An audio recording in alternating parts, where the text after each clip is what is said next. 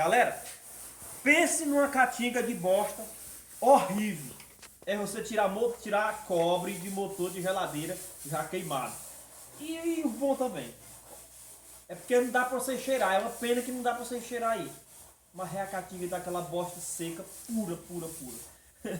Pessoal, novo motor, de freezer, de geladeira, tudo junto aí, e até o de ar-condicionado. O que dá de cobre? Novo motor, era 10, mais um era alumínio. Tá aqui todinho. Aqui todinho dentro aqui, ó. Todo juntinho. Aqui tudo é cobre. Tem um restinho aqui ainda, mas aqui não dá nem 200 gramas não.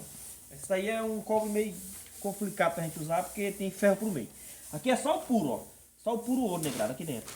Só o purão. Vamos lá. São 9 motor. Vamos ver o que dá de cobre. Vamos arrochar. Levantando na balancinha digital, viu? Arribei do chão. Parou? 8 kg 135 gramas. 8 kg e 135 gramas. 9 motor.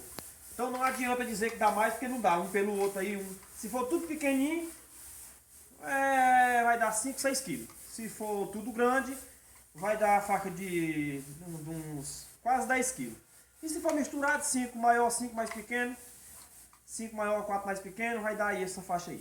8 kg e 100 gramas. 8 kg e 135. É isso aí, galera. Tamo junto. Valeu.